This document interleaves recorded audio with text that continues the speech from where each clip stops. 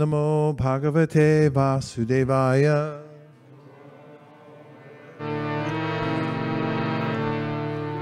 Om Namo Bhagavate Vasudevaya.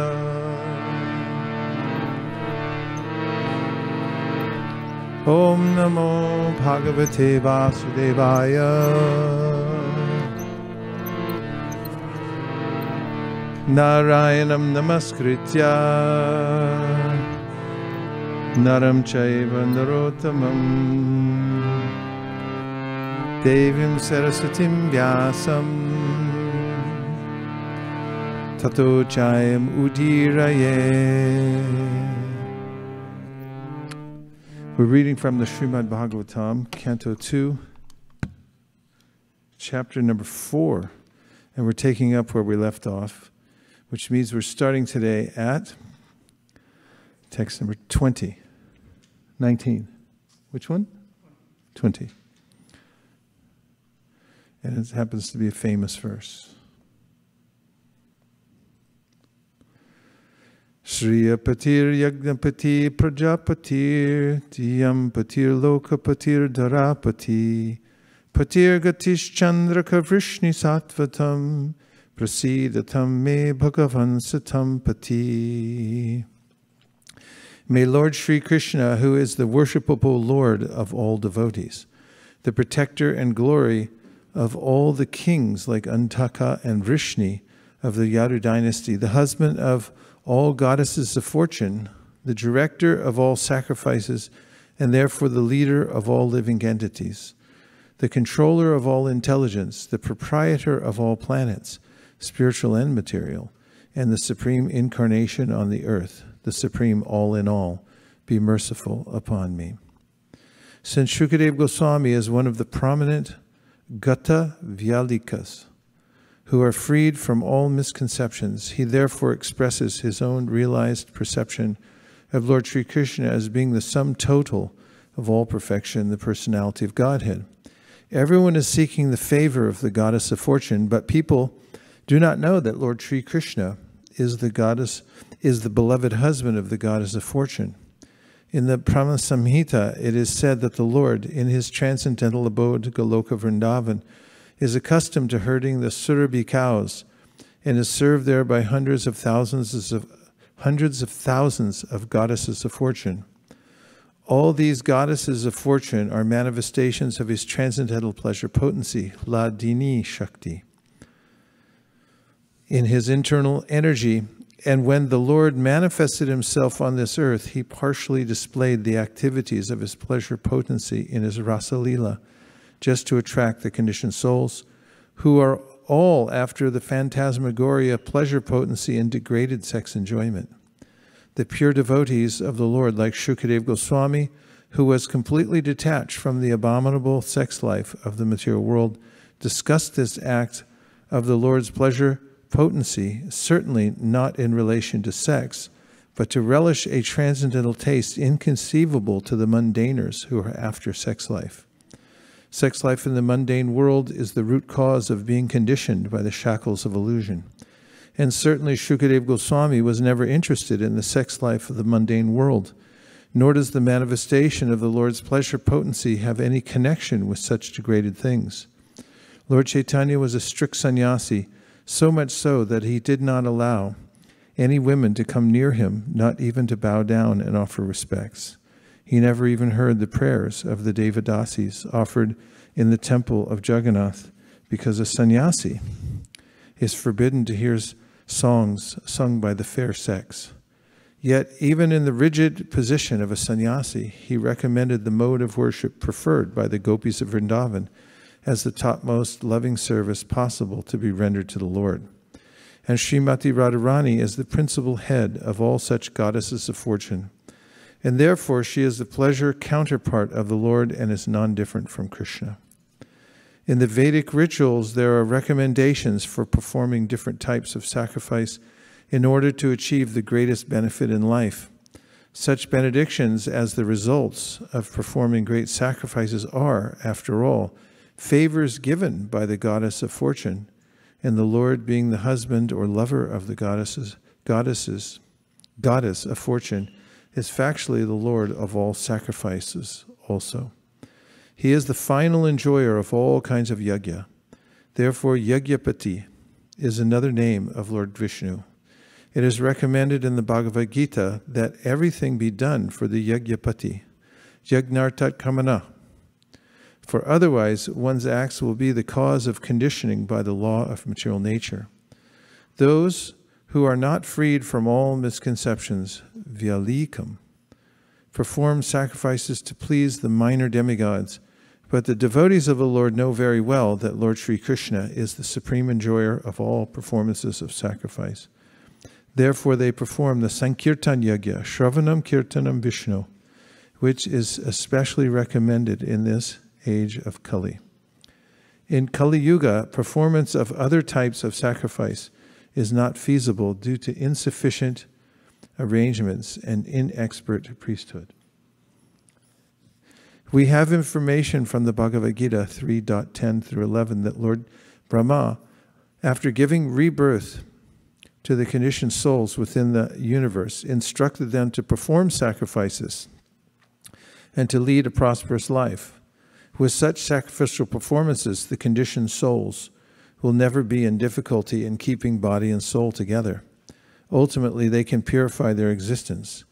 They will find natural promotion into spiritual existence, the real identity of the living being. A conditioned soul should never give up the practice of sacrifice, charity, and austerity in any circumstances. The aim of all such sacrifices is to please the Yagyapati, the personality of Godhead. Therefore, the Lord is also Prajapati. According to the Katha Upanishad, the one Lord is the leader of the innumerable living entities. The living entities are maintained by the Lord. Eko bahunam yo vidadhati kaman. The Lord is therefore called the Supreme Bhuta Brit, or maintainer of all living entities. Living beings are proportionately endowed with intelligence in terms of their previous activities. All living beings are not equally endowed with the same quality of intelligence, because behind such development of intelligence is the control of the Lord, as declared in the Bhagavad Gita 15:15. As Paramatma, Supersoul, the Lord is living in everyone's heart, and from him only does one's power of remembrance, knowledge, and forgetfulness follow. Matak smritir jnanam apohanam cha. One person can sharply remember past activities by the grace of the Lord, while others cannot. One is highly intelligent by the grace of the Lord, and one is a fool by the same control.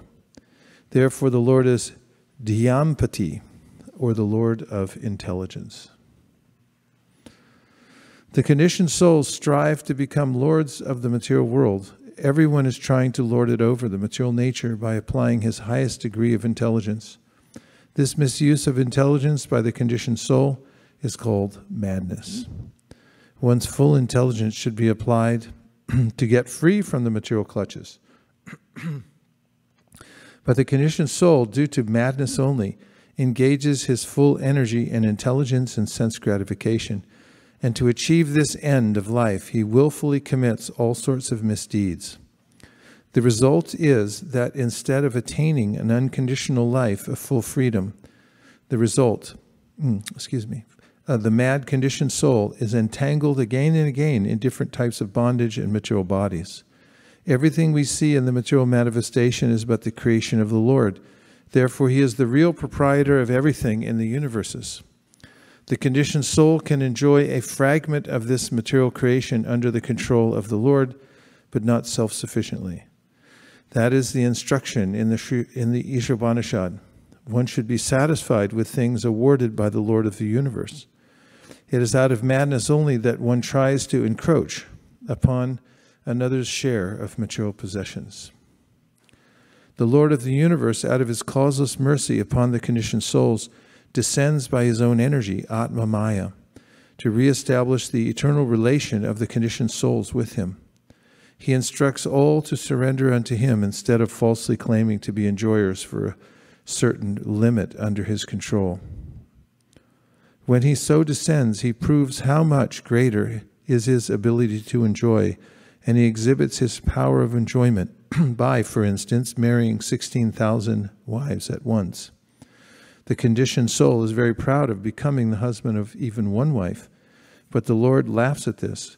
The intelligent man can know who is the real husband. Factually, the Lord is the husband of all the women in his creation, but a conditioned soul under the control of the Lord feels proud to be the husband of one or two wives. All these qualifications as the different types of pati mentioned in this verse are meant for Lord Sri Krishna, and Shukadeva Goswami has therefore especially mentioned the pati and gati of the Yadu dynasty. The members of the Yadu dynasty knew that Lord Sri Krishna is everything, and all of them intended to return to Lord Krishna after he had finished his transcendental pastimes on the earth. The Yadu dynasty was annihilated by the will of the Lord because its members had to return home with the Lord. The annihilation of the Yadu dynasty was a material show created by the Supreme Lord. Otherwise, the Lord and the members of the Yadu dynasty are all eternal associates. The Lord is therefore the guide of all devotees, and as such, Shukadeva Goswami offered him due respects with love-laden feelings.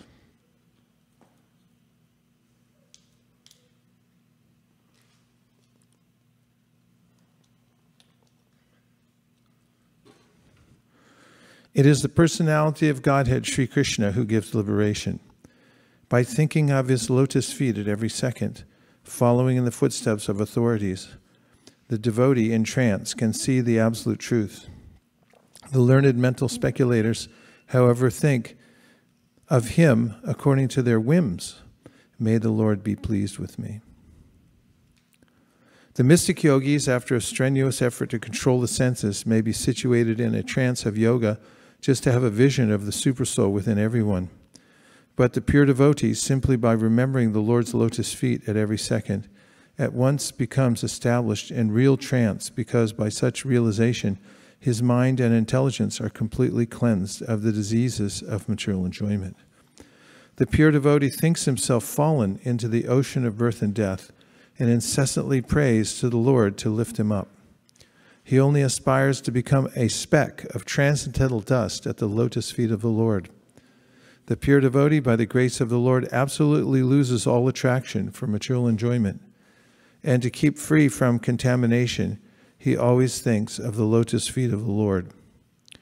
King Kulashekar, a great devotee of the Lord, prayed, Krishna tadviya pada pankaja pancharantam adyayava me vishatu manasa rajahangsa prana pranaya samaye kapavata pitai kata varodhana vidao smaranam kutaste.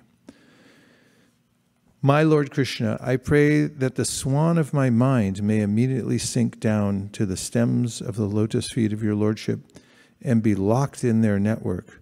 Otherwise, at the time of my final breath, when my throat is choked up with cough, how will it be possible to think of you?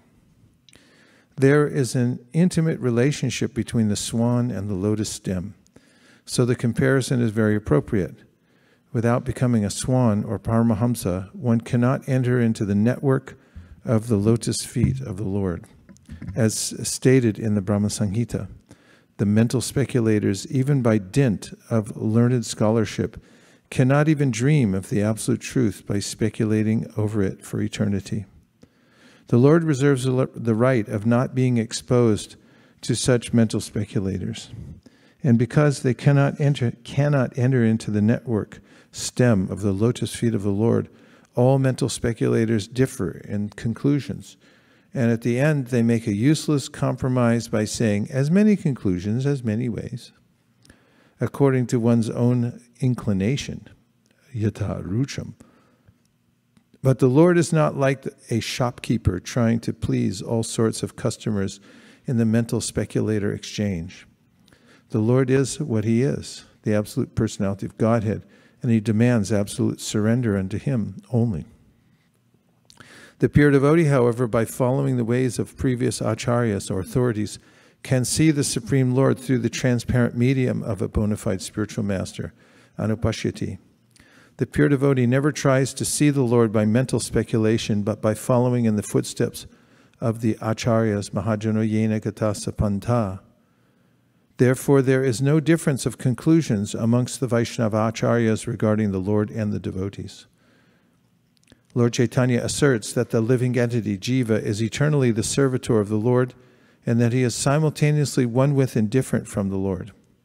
This tattva of Lord Chaitanya is shared by all four sampradayas of the Vaishnava school, all accepting eternal servitude to the Lord even after salvation. And there is no authorized Vaishnava acharya who may think of the Lord and himself as one. This humbleness of the pure devotee who is 100% engaged in his service puts the devotee of the Lord in a trance by which to realize everything. Because, that's interesting, this humbleness of the pure devotee who is 100% engaged in his service puts the devotee of the Lord in a trance by which to realize everything. Because to the sincere devotee of the Lord reveals himself, as stated in Bhagavad Gita 10:10. The Lord, being the Lord of intelligence in everyone, even in the non-devotee, favors his devotee with proper intelligence so that automatically the pure devotee is enlightened with the factual truth about the Lord and his different energies. The Lord is revealed not by one's speculative power or by one's verbal jugglery over the absolute truth. Rather, he reveals himself to a devotee who is fully satisfied by the devotee's service attitude. Shukdev Goswami is not a mental speculator or compromiser of the theory of as many ways, as many conclusions. Rather, he prays to the Lord only, invoking his transcendental pleasure. That is the way of knowing the Lord. May the Lord, who is the beginning of the creation, amplified the potent. May the Lord, who in the beginning of the creation amplified the potent knowledge of Brahma from within his heart and inspired him with full knowledge of creation and of his own self, and who appeared to be generated from the mouth of Brahma, be pleased with me. Purport: as we have already discussed herein before, the Lord, as the supersoul of all living beings from Brahma to the insignificant ant, endows all with the required knowledge potent in every living being. A living being is sufficiently potent to possess knowledge from the Lord in the proportion of 50/64, or 78% of the full knowledge acquirable. Since the living being is constitutionally part and parcel of the Lord, he is unable to assimilate all the knowledge that the Lord possesses himself. In the conditioned state, the living being is subject to forget everything after a change of body known as death. This potent knowledge is again inspired by the Lord from within the heart of every living being, and it is known as the awakening of knowledge, for it is comparable to awakening from sleep or unconsciousness. This awakening of knowledge is under the full control of the Lord, and therefore we find in the practical world different grades of knowledge in different persons. This awakening of knowledge is neither an automatic nor a material interaction. The supply source is the Lord himself, Dhyambati, supply source. For even Brahma is also subject to this regulation of the Supreme Creator. In the beginning of the creation, Brahma is born first without any father and mother, because before Brahma there were no other living beings. Brahma is born from the lotus which grows from the abdomen of Garbhodakshai Vishnu, and therefore he is known as Aja. This Brahma, or Aja, is also a living being, part and parcel of the Lord, but being the most pious devotee of the Lord, Brahma is inspired by the Lord to create subsequent to the main creation by the Lord, to the agency of material nature. Therefore, neither the material nature nor Brahma is independent of the Lord.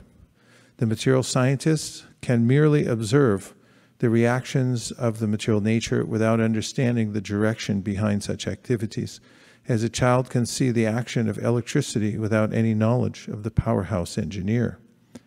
This imperfect knowledge of the material scientist is due to a poor fund of knowledge. The Vedic knowledge was therefore first impregnated within Brahma, and it appears that Brahma distributed the Vedic knowledge. Brahma is undoubtedly the speaker of the Vedic knowledge, but Actually, he was inspired by the Lord to receive such transcendental knowledge as it directly descends from the Lord. The Vedas are therefore called aparusheya, or not imparted by any created being. Before the creation, the Lord was there, Narayana Parovyaktat, and therefore the words spoken by the Lord are vibrations of transcendental sound. There is a gulf of difference between the two qualities of sound, namely prakrita and aprakrita.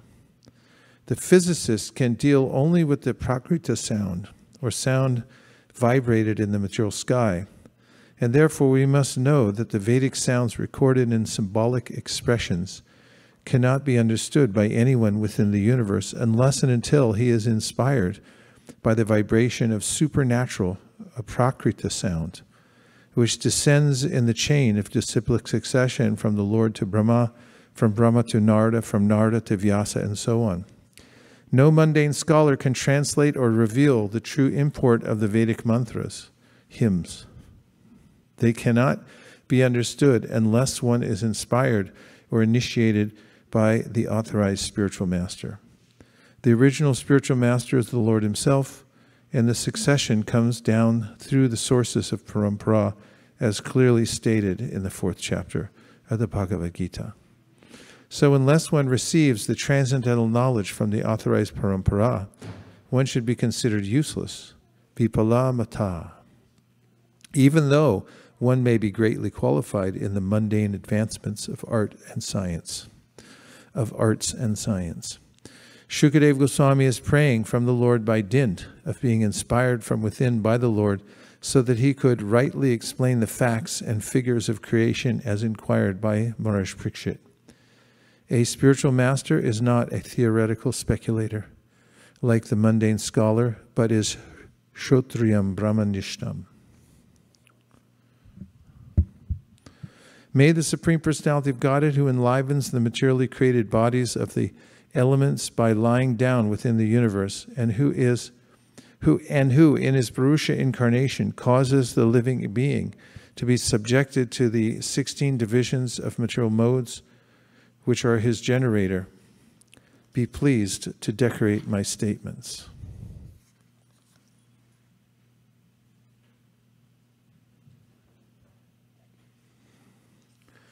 As a fully dependent devotee, Shukadeva Goswami, unlike a mundane man who is proud of his own capability, invokes the pleasure of the personality of Godhead so that his statements may be successful and be appreciated by the hearers. The devotee also thinks of himself as instrumental for anything successfully carried out, and he declines to take credit for anything done by himself. The godless atheist wants to take all credit for activities, not knowing that even a blade of grass cannot move without the sanction of the Supreme Spirit, the personality of Godhead. Shukadeva Goswami therefore wants to move by the direction of the Supreme Lord, who inspired Brahma to speak the Vedic wisdom. The truths described in the Vedic literatures are not theories of mundane imagination, nor are they fictitious, as the less intelligent class of men sometimes think. The Vedic truths are all perfect descriptions of the factual truth without any mistake or illusion. And Shukadeva Goswami wants to present the truths of creation not as a metaphysical theory of philosophical speculation, but as the actual facts and figures of the subject, since he would be dictated to by the Lord exactly in the same manner as Brahmaji was inspired.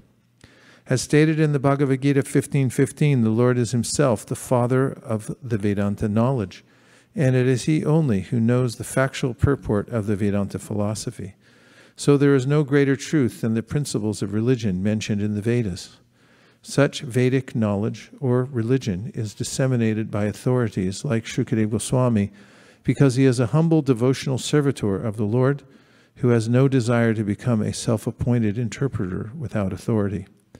That is the way of explaining the Vedic knowledge, technically known as the parampara system, or descending process. The intelligent man can see without mistake that any material creation, whether one's own body or a fruit or flower, cannot beautifully grow up without the spiritual touch. The greatest intelligent man of the world or the greatest man of science can present everything very beautifully only insofar as the spirit life is there, or in so much as the spiritual touch is there. Spiritual touch. Therefore, the source of all truths is the Supreme Spirit, and not gross matter as wrongly conceived by the gross materialist. We get information from the Vedic literature that the Lord himself first entered the vacuum of the material universe, and thus all things gradually developed one after another. Similarly, the Lord is situated as localized Paramatma in every individual being. Hence, everything is done by him very beautifully. The 16 principal creative elements, namely earth, water, fire, air, sky, and the 11 sense organs, first developed from the Lord himself and were thereby shared by the living entities. Thus, the material elements were created for the enjoyment of the living entities. The beautiful arrangement behind all material manifestations is therefore made possible by the energy of the Lord, and the individual living entity can only pray to the Lord to understand it properly. Since the Lord is the supreme entity, different from Shukadeva Goswami, the prayer can be offered to him. The Lord helps the living entity to enjoy material creation, but he is aloof from such false enjoyment. Shukadeva prays for the mercy of the Lord, not only for being helped personally in presenting the truth, but also for helping others to whom he would like to speak. I offer my respectful obeisances unto Srila Vyasadeva, the incarnation of Vasudeva, who compiled the Vedic literatures. The pure devotees drink up the nectarian transcendental knowledge dropping from the lotus-like mouth of the Lord. In pursuance of the specific utterance Vaisesika, or compiler of the system of transcendental knowledge, Srila Sridhar Swami has commented that the respectful obeisances are offered to Srila Vyasadeva, who is the incarnation of Vasudeva. Srila Jiva Goswami has agreed to this, but Srila Vishwanath Chakravarti Thakur has made a further advance, namely that the nectar from the mouth of Lord Krishna is transferred to his different consorts, and thus they learn the finer arts of music, dance, dressing, decorations, and all such things which are relished by the Lord. Such music, dance, and decorations enjoyed by the Lord are certainly not anything mundane, but because the Lord is addressed in the very beginning as para, or transcendental. The transcendental knowledge is unknown to the forgotten, conditioned souls. Srila Vyasadeva, who is the incarnation of the Lord, thus compiled the Vedic literatures to revive the lost memory of the conditioned souls about their eternal relation with the Lord. One should therefore try to understand the Vedic scriptures, or the nectar transferred by the Lord to his consorts in the conjugal humor, from the lotus-like mouth of Vyasadeva or Shukadeva. By gradual development of transcendental knowledge, one can rise to the stage of transcendental arts of music and dance, displayed by the Lord in his Rasa Lila. But without having the Vedic knowledge, one can hardly understand the transcendental nature of the Lord's rasa dance and music. The pure devotees of the Lord, however, can equally relish the nectar in the form of the profound philosophical discourses and in the form of kissing by the Lord in the rasa dance, as there is no mundane distinction between the two. And we'll just take a few reflections or questions at this point. And if you don't mind, we maybe could see the Zoom room. Haribol.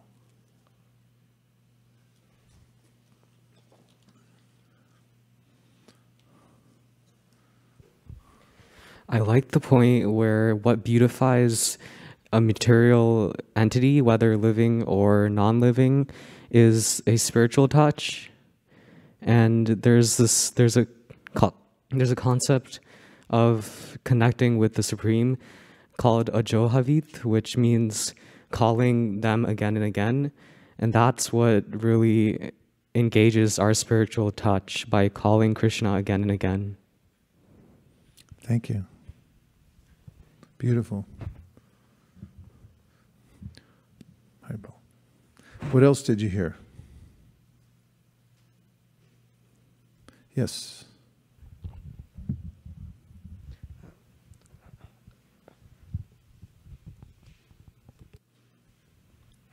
Krishna Maharaj, Danvat Pranam. I was reflecting on the point that in the age of Kali, Sankirtan is the best one. Like Sankirtan process is the best for spiritual practices, as the regular karmakanda activities is difficult to perform. So in particular, I would like to share a reflection that for one of my friends, they were trying to do a specific process, but we were not able to find the priest for the process. And finally, they have to, they could not do it 100% right. So I was just correlating to the statement that was mentioned by Prabhupada, that in Kali Yuga, it's difficult to do all those process which is difficult. And also I have a question that so we have the super soul inside our heart, and we also have three modes of material nature, like sattvic, rajas, and tamasic. And so whenever a person tries to act in that direction, does the super soul has any involvement in that act, or it's only the person's intelligence is doing it? For example, if I try to do good for others, or based on any situation, if that person is not trying to act in response to whatever action he has been gone through, does the super soul has any involvement with that, like judging him, hey, do this or don't do this, or it's just watching it and the person himself is doing based on the reactions? Yes. Okay. It has something to do with it. Okay. So don't do it. Bhagavad Gita 18th chapter, Krishna mentions there's 5 factors to every action. And one of those factors he mentions is the super soul. He says, and ultimately the super soul. Of course, Krishna, as he's described previously, is all of the elements together, not as Prabhupada quoted here, not a blade of grass moves without the will of the Supreme.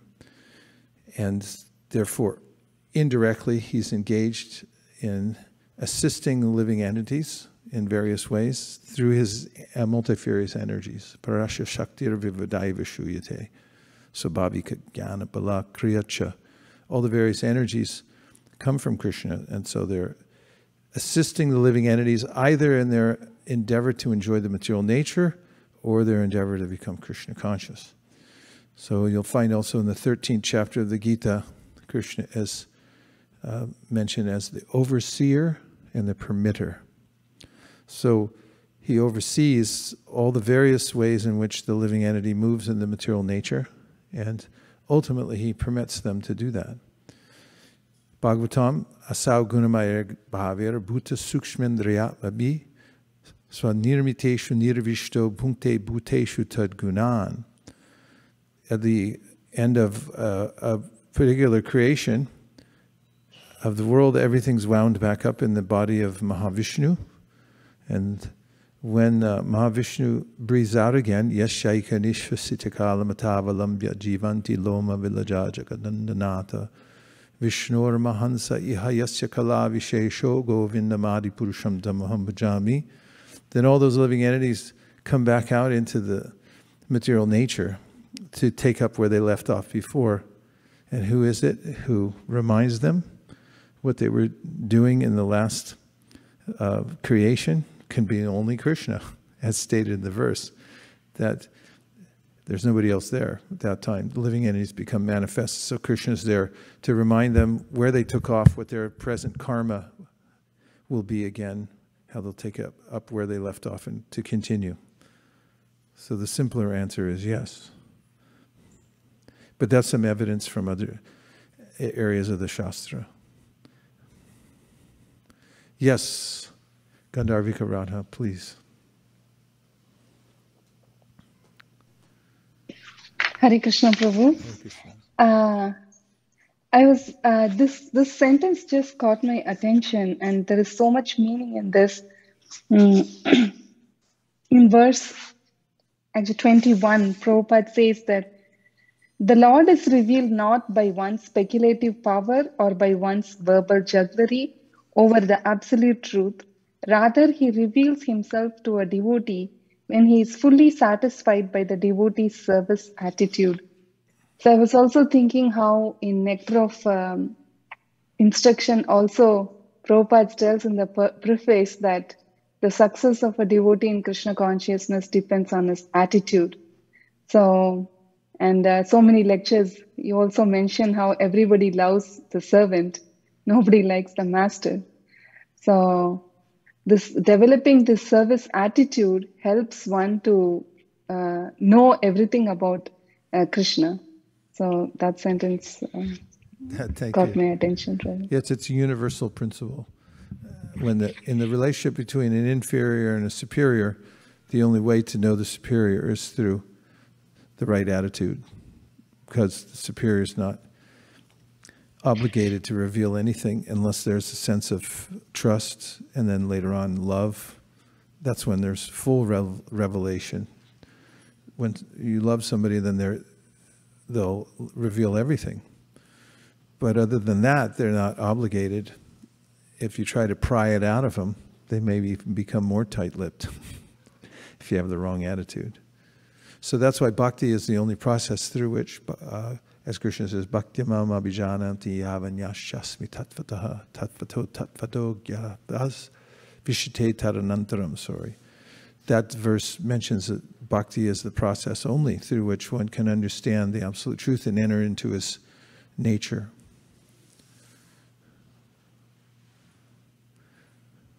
Yes.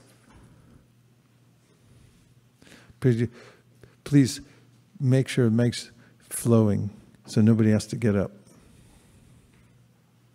Unless you want to get up. Hare Krishna Prabhuji. In the verse 22nd, we read that a living being is sufficiently potent to possess knowledge from Lord in proportion of 50/64 or 78%. Could you please talk about that? Like, where does that 78% come from?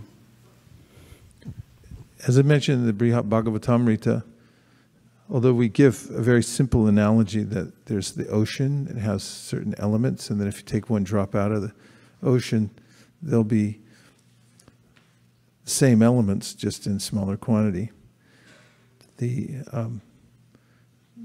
The commentaries there point out that even in that case, the living entity doesn't have all the qualities of the Lord. Just as in mentioning Krishna as the Supreme Personality of Godhead, Rupa Goswami describes how Krishna has 4 more qualities than Narayan does. Even though Narayan has more qualities than Lord Shiva, then Krishna, he has 4 special qualities that nobody else has. He has the most qualities. Those qualities are that he has very intimate, friendly servants who are imbued with a natural friendly love. That he has amazing pastimes, especially his childhood pastimes that we sing about on Damodar, when we sing Damodar Ashtakam. That he plays a flute. Nobody else plays a flute. Narayan doesn't play a flute. And what's the last one? And his beauty. His beauty is unparalleled. Nobody is as beautiful as Krishna.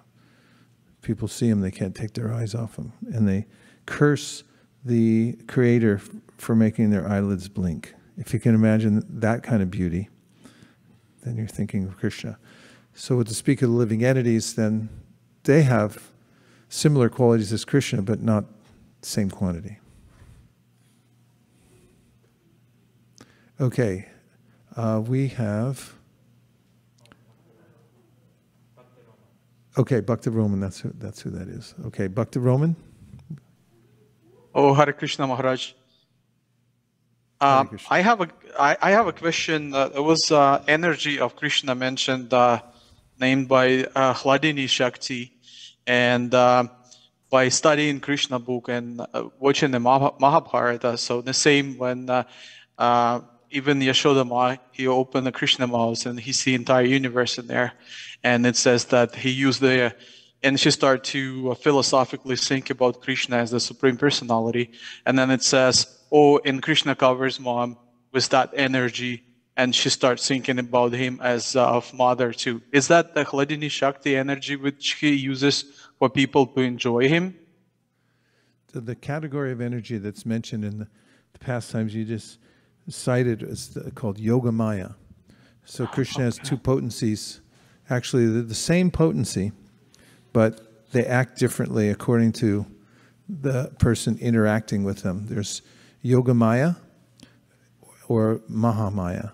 So these are the potencies through which either a living entity in the material world who's covered by Mahamaya forgets who he is. In fact, if you grab a 10th canto, 14th chapter, near the last section, you can hear how Brahma mentions that is there anything a living entity can't forget when he's influenced by Mahamaya? And in the beginning of the Bhagavatam, Tejo vari mridam yata vinimayo yatra trisargo mrsha, even the devas are bewildered by the Mahamaya, the external energy of the Lord. And it's what Krishna mentions in the Bhagavad Gita when he says, Daivahi esha gunamayi ma mamaya duratyaya ma mevaye prapadyante maya metam tarantite.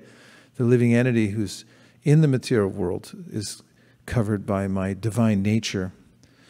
However, there's also the internal potency through which living entities are covered in the sense that they forget Krishna's godhood.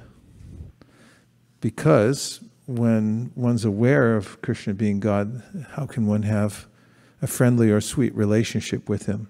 And therefore, Yogamaya, in one of her features, suppresses the opulence of the Supreme Godhead, and he becomes a cowherd boy.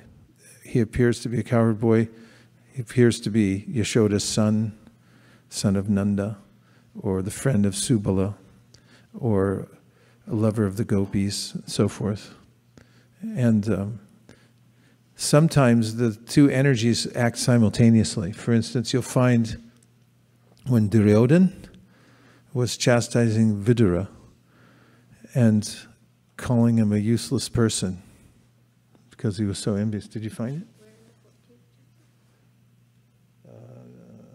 Near the end. It's about how Maya, is there, who can't be bewildered, something like that. Then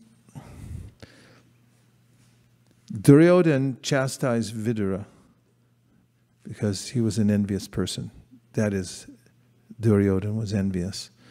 And Vidura then took it as an opportunity to leave home, because sometimes you need a good excuse to break away. You're just waiting for it. It's like, that was it? I'm out of here. And so Vidura walked out, and he said, I'm just gonna give everything to Krishna. And he put his bow and arrow down. He was a Kshatriya, and he went out on pilgrimage. And so then Prabhupada mentions how the anger and envy of Duryodhana was controlled by the Lord's. You found it? Okay, that's big. That's big points. Thank you very much. That was controlled by the material energy, or Mahamaya, whereas Vidura's inspiration in that same instance, in the same room, was being directed by Yogamaya. So these potencies of the Lord, sometimes Prabhupada describes it as there's electricity, sometimes it makes heat, and sometimes it makes cold. In fact, if you get one of those, like I have, Japanese heaters, coolers, it's either hot or cold, comes out of the same machine. So Hladini, the Hladini Shakti is different. So there's three major potencies that are mentioned in another context. And those are the Sandhini potency, and then there's the Samvit potency and Hladini potency. So Samvit means the knowledge potency of the Lord, through which anyone can know anything. It's coming from Krishna, and that's what we've been hearing about. And Sandhini, potency, means how anything is maintained and takes shape. Like anything in this material world has a maintenance. We're sitting on a floor. How's that happening? We're on a planet that's hurtling through space, but we're somehow being maintained. So that potency is in the spiritual world through which all different aspects for Krishna's enjoyment are maintained. And that potency specifically comes from Lord Balaram. And then Hladini Shakti is the Lord's pleasure potency through which he enjoys. And that comes from Srimati Radharani, who's the arbiter of the Hladini Shakti. Those three Shaktis, by the way, when perverted in this material world, become the three qualities, goodness, passion, and ignorance, which cause Hladatapatraya. Jiva Goswami says they inflict misery on us instead of giving pleasure. The Hladini Shakti, which is the ultimate bestower of happiness in the spiritual world, here in this material world, causes ultimate misery, or the utmost misery.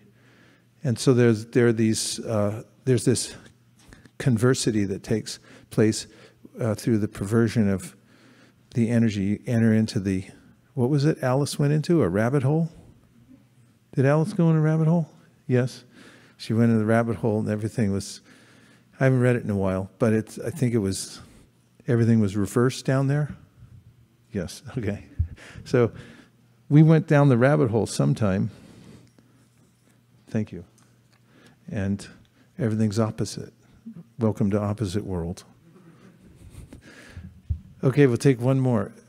Is that right, Roman? Okay. Oh, absolutely. Thank you, Maharaj. Really fulfilled my desire to know. All right. That's the Samvit potency. Hare Krishna, John. This is a simple but also vague question. Is the desire to know Krishna at all considered service? Yeah, it's definitely inspired by, if to inquire about Krishna or to have that impetus to know Krishna. Technically it's not a service, but it's spiritual, because that's the beginning of knowing everything about Krishna. That's why the Vedanta Sutra, which is a summary of all the Vedas, starts off with a Tato Brahma Jignata, which is ask about Brahman, try to know Krishna. And Krishna himself, in the 4 nutshell verses of the Gita, says, Etavad Brahma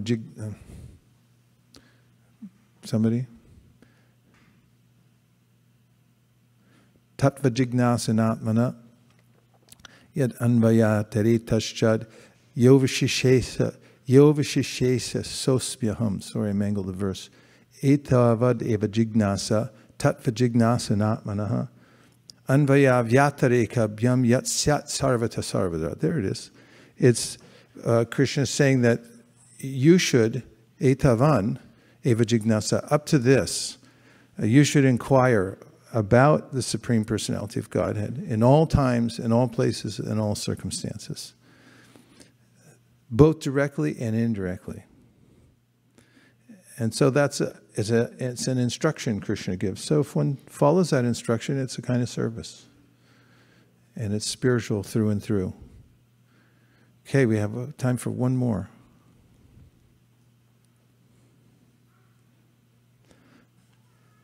Okay.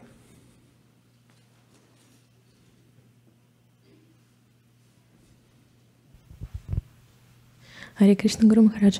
I have a question related to that 78% of the knowledge that one can be awarded, and what are the criteria, like in proportion, how it's awarded? Is it correct that it's in according to the surrender, how one is surrendering to Krishna, in that proportion it will be awarded, or is it?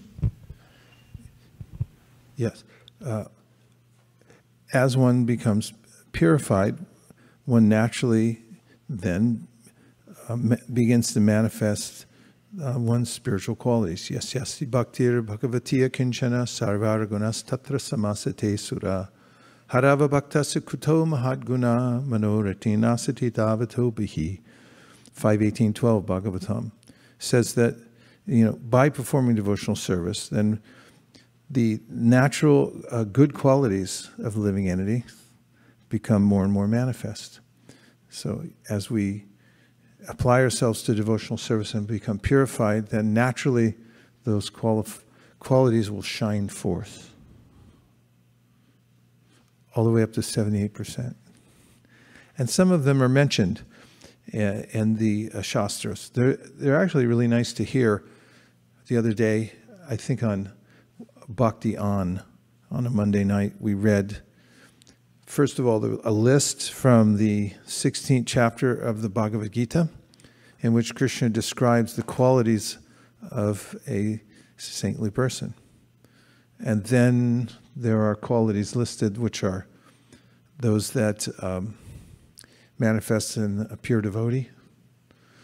There are qualities listed by Chaitanya Mahaprabhu to Sanatana Goswami that appear in somebody who's reached the level of bhava, like Shantir Avyarta Kalatvam, Virakti Manashunyata, Asabandha Samutkanta, Namagani Sadaruchi.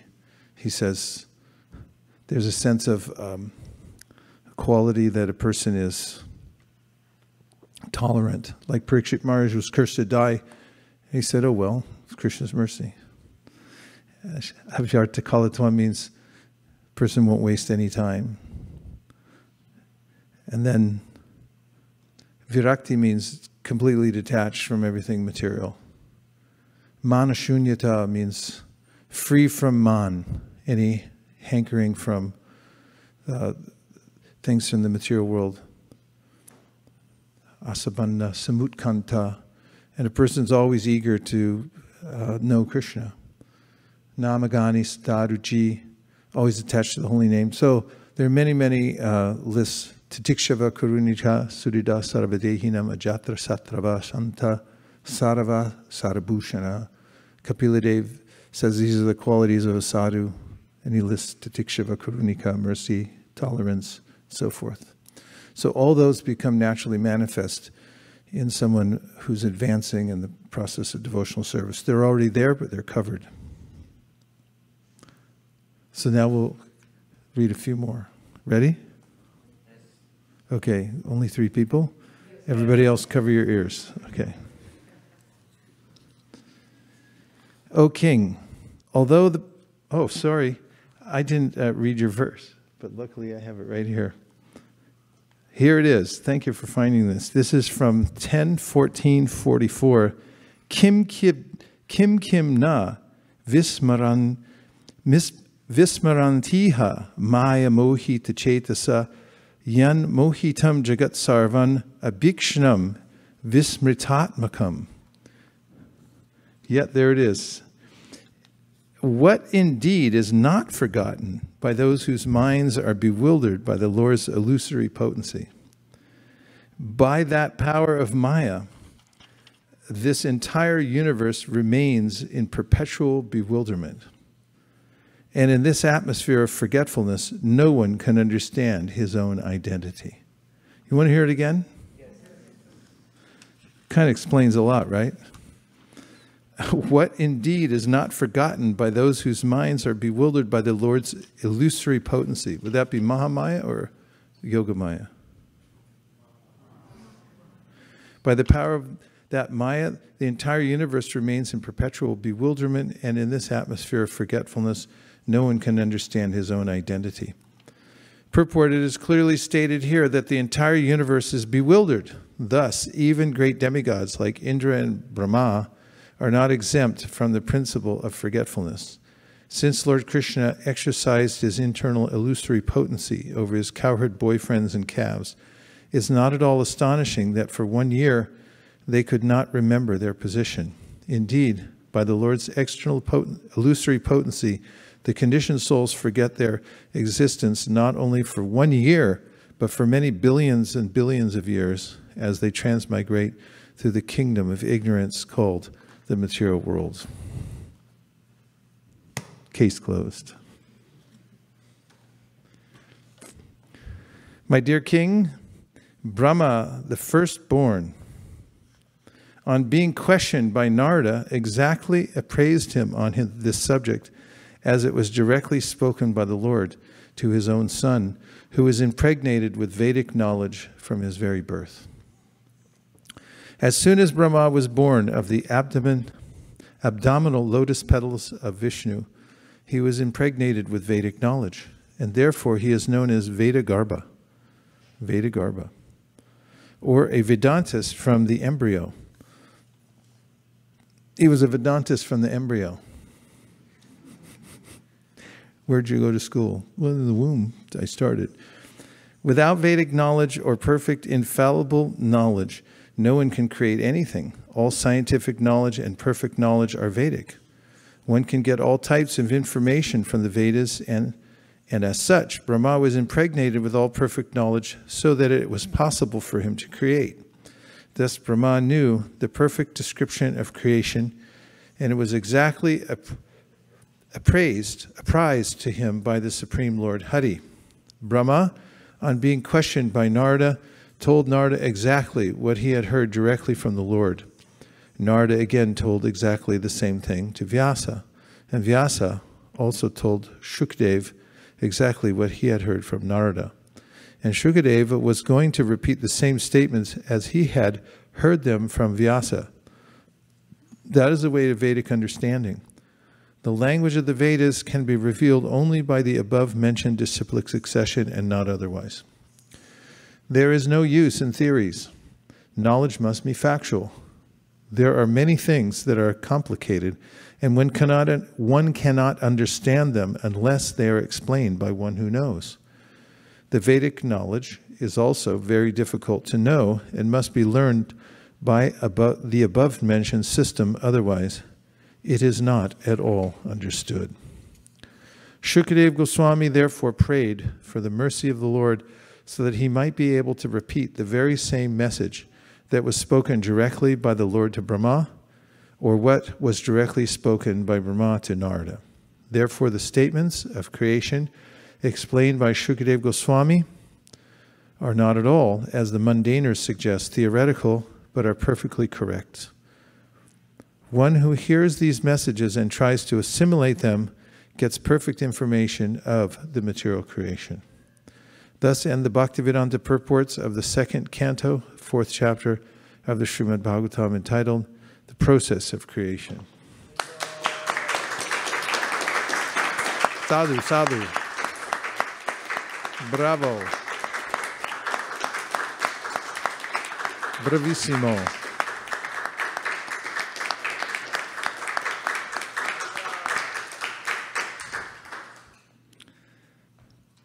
Chapter 5, the cause of all causes. Haribol. Sri Narada Muni asked Brahmaji, O chief amongst the demigods, O firstborn living entity, I beg to offer my respectful obeisances unto you. Please tell me that transcendental knowledge which specifically directs one to the truth of the individual soul and the supersoul. Good question, right? I mean, this is setting it up perfectly for us to know everything. Purport, the perfection of the parampara system, or the path of disciplic succession, is further confirmed.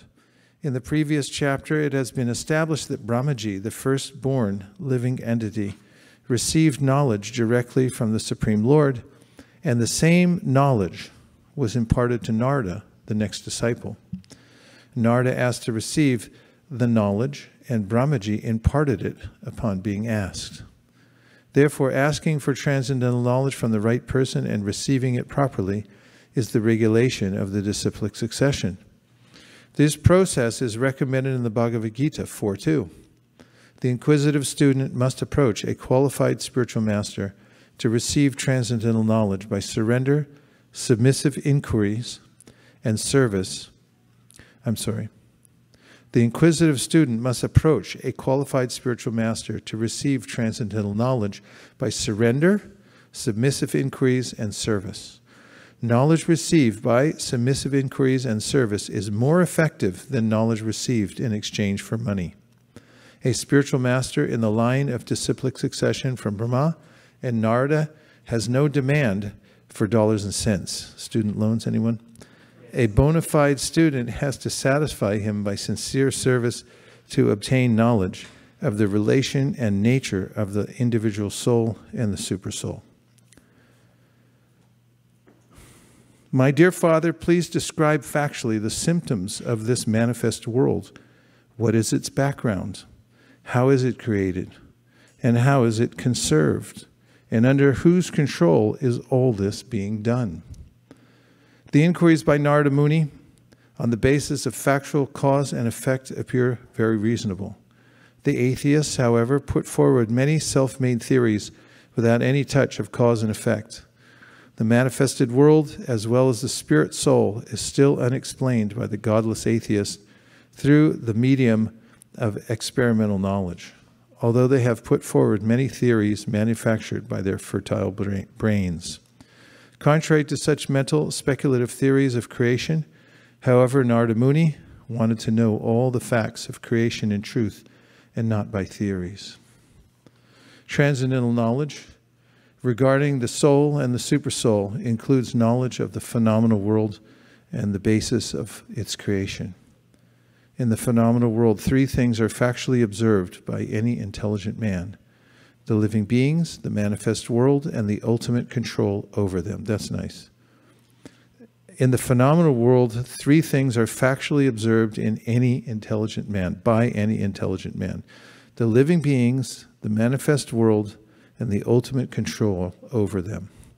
The intelligent man can see that neither the living entity nor the phenomenal world are creations of chance. The symmetry of creation and its regulative actions and reactions suggests the plan of an intelligent brain behind them. And by genuine inquiry, one may find out the ultimate cause with the help of one who knows them factually. What are the three elements known by an intelligent person?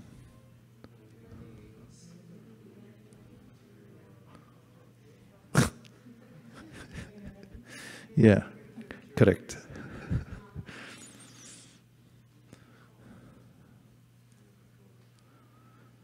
Yeah.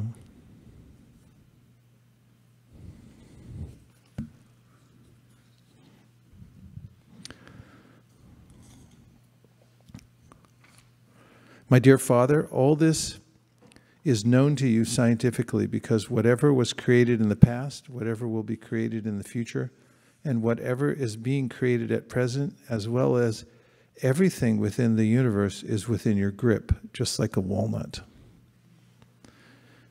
Brahma is the direct creator of the manifested universe and everything within the universe. He therefore knows what happened in the past, what will happen in the future, and what is happening at present. Three principal items, namely the living being, the phenomenal world, and the controller, are all in continuous action,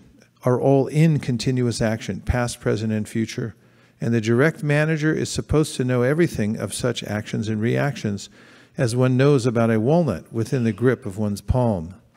The direct manufacturer of a particular thing is supposed to know how he learned the art of manufacturing, when he got the ingredients, how he set it up, and how the products in the manufacturing process are being turned out. Because Brahma is the firstborn living being, naturally, he is supposed to know everything about creative functions. We'll take a 5-minute break. We'll be back here at 8 minutes before the hour. Haribol. You can go feed a cow. If you can find a goshala nearby, bring some bananas.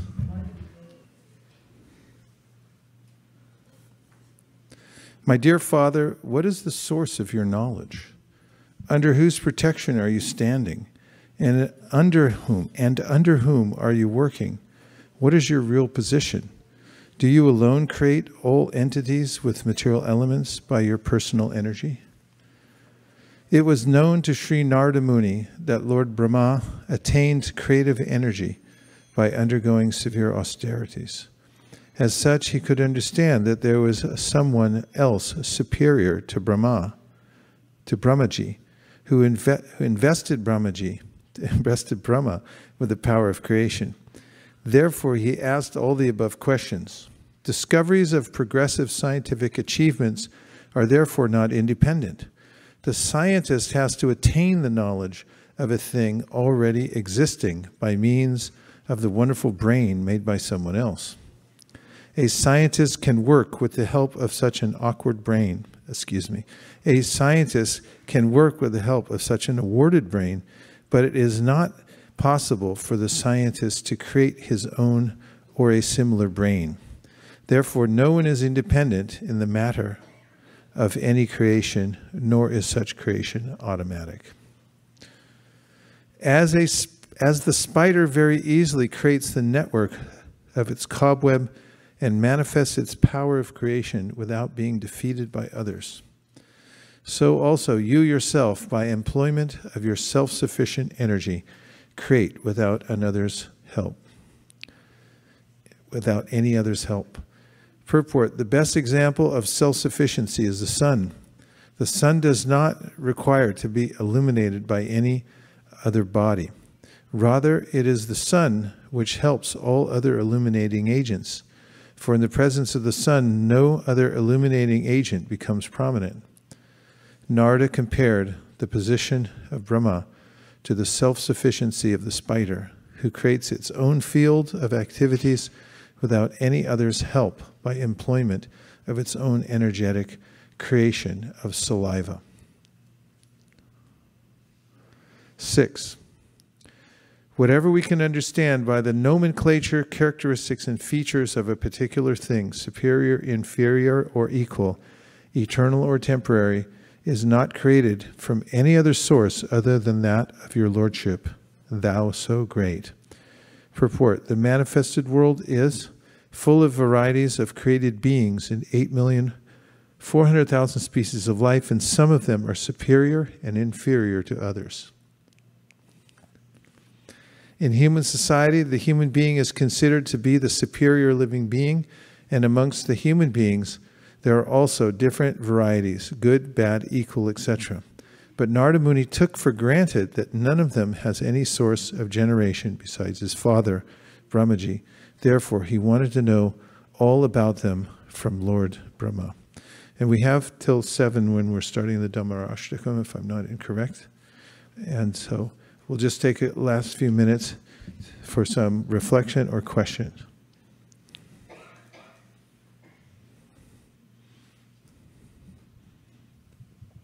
Yes. In one of the texts where it said that Brahmaji knows the past, present and future, and then in Bhagavad Gita where Arjun says that it is only Krishna who knows the past, present and future. So how do we understand these two? Well, Brahma is empowered by the Supreme Personality of Godhead. So the devotee of the Lord knows as much as the Lord empowers him to know. So in the case of Brahma, in his post, he needs to know a certain amount of past, present, and future in order to do his job. So Krishna empowers him from within. Teni Brahma Hridaya Adikaviye Muhanti Yatsurayaha. And otherwise, he's not omniscient like Krishna, but in various places, Prabhupada mentions that he's so empowered that he's almost like Krishna. But that's Krishna's arrangement. He can empower anyone to be, extremely potent in his or her service. Prabhu.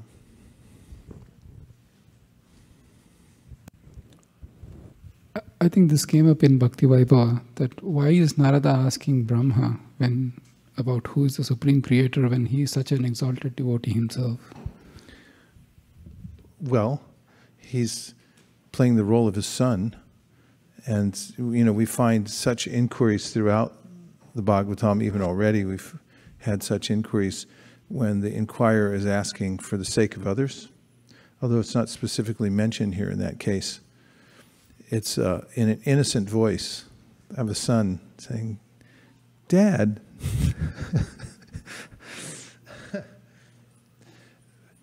But it's a section that Kaviraj Goswami brings up again in the first section of the Chaitanya Charitamrita, this conversation. In any case, it's a technique used by most inquirers throughout the Bhagavatam to ask simple questions for the for the benefit of everyone. And Prabhupada even mentions that about Arjuna. Can I see your universal form? And Prabhupada says, well, he's doing it just for us and for all time to come, so that you got to show your ID card to be God later on. All right. Hare Krishna. Malini.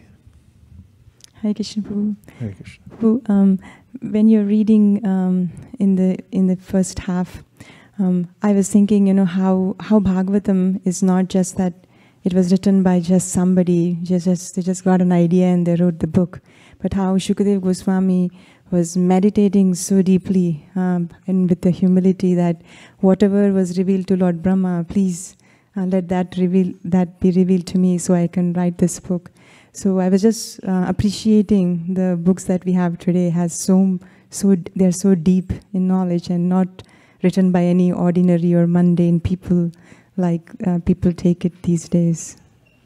Yes, and it has so much flavor as well. I mean, we hear philosophical points that are profound, and then we also hear many details of the philosophy, like 78%. Where else do you hear such such details? 78% qualities of a living being. But those who hear Bhagavatam directly feel its potency. Same with Bhagavad Gita. It's palpable.